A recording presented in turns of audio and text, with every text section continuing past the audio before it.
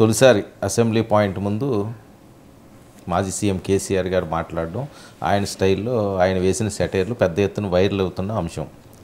ఒత్తి ఒత్తి gas ration. ఒకసారి బయట విందాం సార్ ప్లీజ్.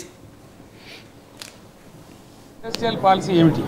ఏమి లేదు, బట్టి గ్యాస్ ట్రాష్ పంచరంగ ఈస్మాన్ కలర్ లాగా చెప్పడం తప్ప స్టోరీ టెల్లింగ్ లాగా ఉన్నది తప్ప బడ్జెట్ చెప్పినట్టు లేదు. రాష్ట్రంలో వ్యవసాయ పాలసీ ఏమిటి, పారిశ్రామిక పాలసీ ఏమిటి, ఐటీ పాలసీ ఏమిటి, ఇంకా ఇతర అనేక పాలసీలు, పేద వర్గాలకు సంబంధించిన పాలసీ ఏమిటి అనే దాని మీద ఏ ఒక్క దాని మీద కూడా గ్యాస్ ట్రాషే తప్ప చిల్లర మల్లర ప్లాట్ఫామ్ స్పీచ్ లాగా ఉంది తప్ప అది బడ్జెట్ ప్రసంగం లాగా లేదు. రాజకీయ సభలలో చెప్పినట్టు ఉంది తప్ప. ఇందులో విశేషం హైలైట్ ఏంటంటే ఆర్థిక మంత్రి ప్రతి మాటను ఒత్తి ఒత్తి ఆ డబ్బు వచ్చినప్పుడు అదేందుకు పెద్ద మహాప్రపంచం విజయంలాగా ఒత్తి ఒత్తి చెప్పడం తప్ప కొత్తది ఏమీ లేదు. ఒత్తి ఒత్తి పలుకులు పలకడం తప్ప కొత్తగా చెప్పింది ఏమీ లేదు. కొత్త సంక్షేమ పథకం కానీ ఏది కూడా లేదు. ఒక్క పాలసీ ఇండస్ట్రియల్ పాలసీ ఏమి లేదు. బట్టి గ్యాస్ క్రాష్ అంటే దాని మీద బట్టి రియాక్ట్ అయ్యాడు. కేసీఆర్కి అర్థం కావాలని ఒత్తి ఒత్తి చెప్పాల్సి వచ్చింది. ఈ ఒత్తి ఒత్తి బాగా వైరల్ అయింది సార్. అదే ఇప్పుడు మనం కూడా ఒత్తి ఒత్తి మాట్లాడాలి.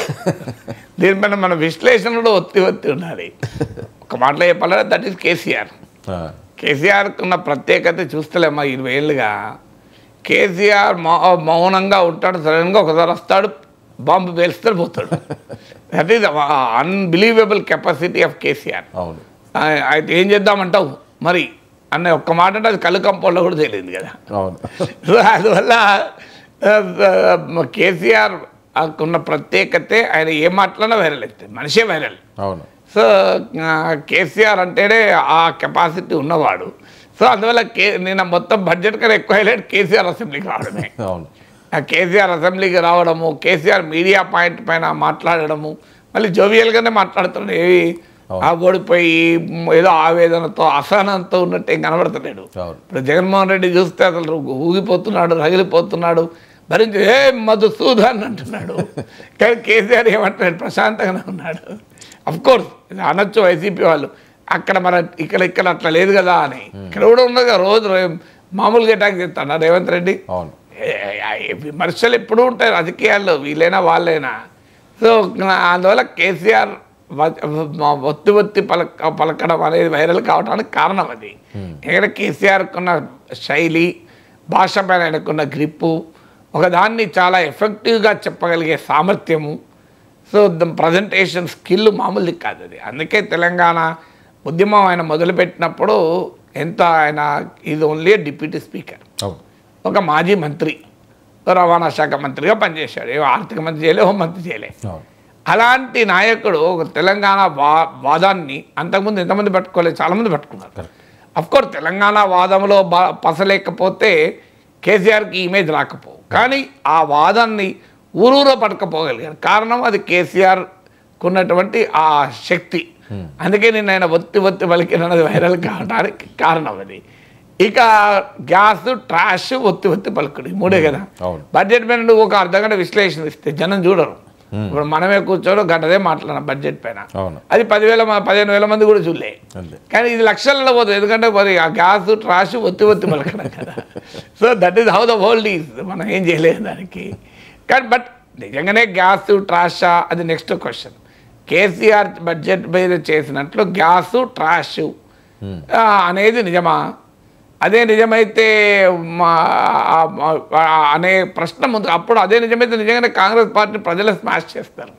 కానీ అది నిజమా అంటే బడ్జెట్లో ప్రతి పాలసీ ప్రకటన ఉండదు. It's not a policy statement కాదు. సో బడ్జెట్లో క్లియర్గా ఫోకస్ లేదని మనం ఆరోపించలేము. ఇంకా బాగుంటే, ఇంకా ఇన్నోవేటివ్గా ఉంటే బాగుండును అని నేను నిన్న కూడా మాట్లాడాను, అందులో అనుమానం లేదు. ఇంకా ఇన్నోవేటివ్గా ఉంటే బాగుండును, ఇంకా రాడికల్గా ఒక తెలంగాణ పట్ల ఒక లాంగర్ విజన్ చూపెడితే బాగుండును. ఎందుకంటే బడ్జెట్ ప్రసంగంలో చెప్పాడు, budget is not a collection of numbers but an expression of aspirations అని కోట్ చేశాడు కూడా బట్టి విక్రమార్క. సో అది ఇంకా అడిక్వేట్గా లేదు అనేది విమర్శించవచ్చు. కానీ గ్యాస్, ట్రాష్ అంటే ఎందుకంటే క్లియర్గా హైదరాబాద్ పట్ల ఫోకస్ ఉంది, భారీ ఫోకస్. హైదరాబాద్ మహానగరం, ఎందుకంటే తెలంగాణకు గ్రోత్ ఇంజన్ హైదరాబాద్, తెలంగాణకు రెవెన్యూ ఇచ్చేది హైదరాబాద్. అందువల్ల హైదరాబాద్కున్న ప్రత్యేకత ఏంటంటే హైదరాబాద్ డెవలప్ అయితే తెలంగాణ డెవలప్ అయిపోతుంది ఆటోమేటిక్గా. ఎందుకంటే అది ఆ స్కోప్ ఉంటుంది. అందువల్ల హైదరాబాద్ మీద ఫోకస్ పెట్టారు. కానీ ఎక్కడ లోపాలు ఉన్నాయి కూడా చెప్పచ్చు. ఇప్పుడు ఉదాహరణకు హైదరాబాద్ మీద ఇంత ఫోకస్ ఉన్న జిల్లాల మధ్య ఘోరమైన అంతరాలు ఉన్నాయి. అది బడ్జెట్ స్పీచ్లోనే బట్టి విక్రమార్క చెప్పాడు కూడా. ఇప్పుడు మీకు రంగారెడ్డి జిల్లా తలసరి ఆదాయం 9 లక్షలకు పైగా ఉంది. రాష్ట్ర తలసరి ఆదాయము కేంద్ర తలసరి ఆదాయం కన్నా ఎక్కువ రాష్ట్ర తలసరి ఆదాయం. కానీ 3 లక్షల కోట్ల 3 లక్షలకు పైగా ఉంటే తెలంగాణ తలసరి ఆదాయం, మీకు రంగారెడ్డి జిల్లా తలసరి ఆదాయం 9 లక్షలకు ఎబో ఉంది. కానీ వికారాబాద్ తలసరి ఆదాయం 1,80,000 ఉంది. అందువల్ల వికారాబాదు రంగారెడ్డి పక్కపక్క జిల్లాలే. కానీ అంటే దాన్ని బట్టి హైదరాబాద్ మహానగరానికి రాష్ట్రంలోని ఇతర ప్రాంతాలకు మధ్య భారీ అసమానతలు ఉన్నాయి. ఇప్పుడు హైదరాబాద్ పైన మీరు కేంద్రీకరించాలి కూడా. ఎందుకు అంటే సిటీస్ అనేది ఒకప్పుడులాగా చూడకూడదు. Cities are today growth engines. అందుకే ఆంధ్రప్రదేశ్లో అమరావతి నిర్మాణాన్ని కూడా ఎందుకు సమర్థిస్తున్నాం? Because city is a growth engine. ఆ రోజులు పోయాయి. పాతకాలపు రోజుల్లో నగరాలను ఏదో నెగిటివ్గా చూసేవాళ్ళు. ఇప్పుడు న్యూయార్క్ నగరం యొక్క జీడిపి ప్రపంచంలో ఒక 150 దేశాల జీడిపి కన్నా ఎక్కువ, ఇంకా 150 కన్నా ఎక్కువనే. ఒక్క న్యూయార్క్ నగర జీడిపి, ఒక్క ముంబై నగర జీడిపి అనేక దేశాల ప్రపంచంలో బహుశా చాలా దేశాల జీడిపి కన్నా ఎక్కువ. సో అందువల్ల దానికి ఉన్నటువంటి ప్రత్యేకత cities are certainly growth engines కనుక, సిటీస్ సర్టన్గా ప్రభుత్వాలకు కూడా రెవెన్యూ సోర్స్ కనుక, సిటీ ప్రజలకు ఉపాధి కల్పించే నగరం కనుక, పట్టణం పోయి ఏమన్నా చేసుకొని బతకచ్చు అంటారు ఊర్లలో. మన ఊర్లలో అంటారు ఇక పట్టణానికి పోయి ఏదైనా చేసి బతకచ్చు అంటే పల్లెటూరులో పని ఉంటుంది, కానీ పట్టణంలో ఏమన్నా పని ఉంటుంది అనేటువంటి పేరు ఎందుకు వచ్చింది? పట్టణం యొక్క గొప్పతనం అది. సో అందువల్ల పట్టణం పైన కేంద్రీకరణ అభినందించాలి. కానీ పట్టణం పైన కేంద్రీకరిస్తే ఏం జరుగుతుంది? తీవ్రమైన అసమానతలు వస్తున్నాయి. అది బడ్జెట్ ఫైనాన్స్ మినిస్టర్లోనే విక్రమార్క చెప్పారు. మరి దానికి బడ్జెట్లో ఎక్కడా పరిష్కారం చెప్పలే. మేమేం చేస్తామో ఎక్కడ చెప్పలే.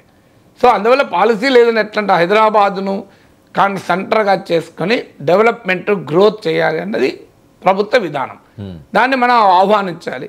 కానీ అడగాల్సింది ఏంటి? అయ్యా మీరే బడ్జెట్ స్పీచ్లో చెప్పారు కదా, జిల్లాల మధ్య ఘోరమైన అంతరం ఉంది, రంగారెడ్డి వికారాబాద్ పక్కనే, అందువల్ల ఏం చేస్తారు? దీనికి సొల్యూషన్ చెప్పండి బడ్జెట్లో. ఎక్కడ బడ్జెట్లో ఈ అసమానతలు ఉన్నాయన్నాడు తప్ప తర్వాత దానికి పరిష్కారాలు చెప్పలే. ఏదో దానికి ఎక్కడ మీకు పరిష్కారాలు చెప్పకపోతే మీరు ఎంఎస్ఎంఈ పార్కులు ఏదన్నా సంథింగ్ అని అన్నట్లున్నారు, కానీ ఒక కాంక్రీట్గా దానికి పరిష్కారం చెప్పలే. అందువల్ల ఇలా మనం నిలదీయచ్చు. ఇప్పుడు కేంద్ర ప్రభుత్వం పైన మీరు పోరాడుతున్నారు. కేసీఆర్ కూడా నిన్న కేంద్ర బడ్జెట్ పైన ఒక్క మాట లే, రాష్ట్ర బడ్జెట్ పైన ఇంత మాట్లాడిన కేసీఆర్ కేంద్ర బడ్జెట్ పైన ఒక్క మాట మాట్లాడలే. మరి రాష్ట్ర ప్రభుత్వం కూడా ఈ బడ్జెట్ స్పీచ్లో కేంద్రం ప్రస్తావన లేదు. విచిత్రం ఏంటంటే కేంద్ర బడ్జెట్ గురించి ప్రస్తావించలేదు. ఎందుకంటే బడ్జెట్ స్పీచ్ రాష్ట్ర బడ్జెట్ స్పీచ్ బహుశా ముందే తయారై ఉంటుంది. But always you can amend. 1 day gap ఉంటే నువ్వు బడ్జెట్ ప్రింట్ అయి ఉంటాయి పుస్తకాలు బహుశా, నేను ఒప్పుకుంటాను. కానీ కేంద్రము అన్యాయం చేసింది, వివక్ష తీర్మానం ఆమోదించారు కదా. మరి కేంద్రము వివక్ష బడ్జెట్లోనే కాదు కదా, మరి అది ఎక్కడా నీకు ఫైనాన్స్ మినిస్టర్ స్పీచ్లో there nowhere it is mention. అందువల్ల అలాంటి ప్రశ్నలు మనం ఎప్పుడైనా రాజీ చేయొచ్చు బడ్జెట్లో. అలాగే అగ్రికల్చర్కు 72,000 కోట్లు కేటాయించారు. ఇది మ్యాసివ్ ఎలొకేషన్. మీకు 25% అగ్రికల్చర్కి కేటాయించారు, కానీ అగ్రికల్చర్లో స్కీమ్లకు కేటాయించారు.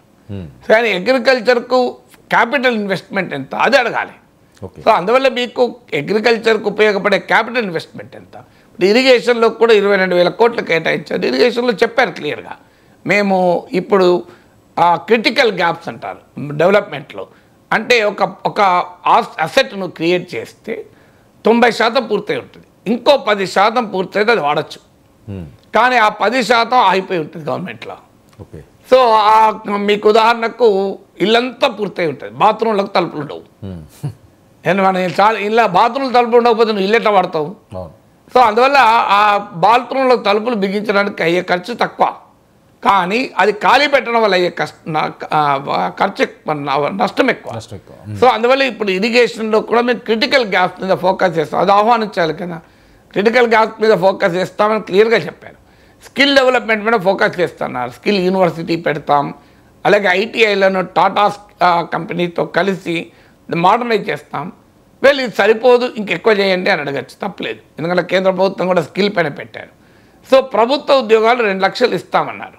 2 లక్షలు ఎక్కడ మీకు ఇప్పుడు ఈ 1 ఇయర్లో 2 లక్షలు ఉన్నారు, కానీ ఆ రోడ్ మ్యాప్ ఎక్కడా కనబడతలేదు. బడ్జెట్లో చెప్పారు 31,000 33,000 నియామక పత్రాలు ఇచ్చామన్నారు.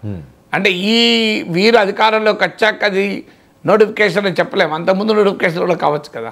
సో అది రోడ్ మ్యాప్ ఏందని అడగండి. కేసీఆర్ అడగాల్సింది గ్యాస్ ట్రాష్ కాదు, కేసీఆర్ బడ్జెట్ పైన నిర్దిష్టంగా రైజ్ చేయాల్సి ఉండే. గ్యాస్ ట్రాష్ అంటే అది వైరల్ అవుతుంది తప్ప ఇంపాక్ట్ పడదు.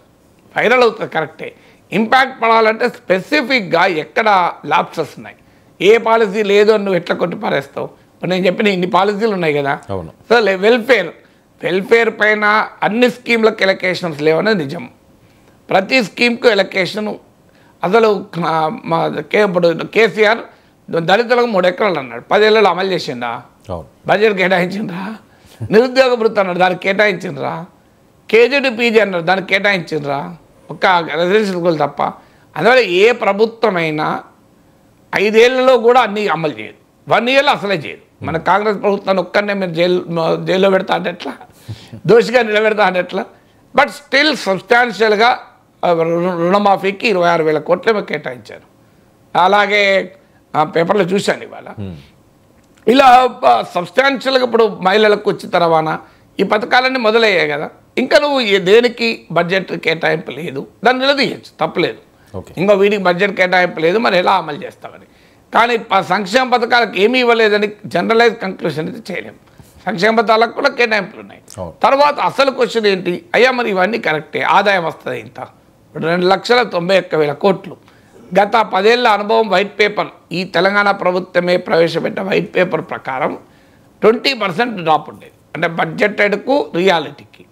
మరి ఇప్పుడు ఆ లెవెల్లో ఉంటే ఇప్పుడు ఇందులో చెప్పిన చాలా అమలు కావు. సో అమలు అవుతాయా? సో ఇలాంటి కాంక్రీట్ క్వశ్చన్స్ అడగాలి తప్ప దీన్ని మొత్తం గ్యాస్ ట్రాష్ అని స్మాష్ చేస్తే ఎట్లా?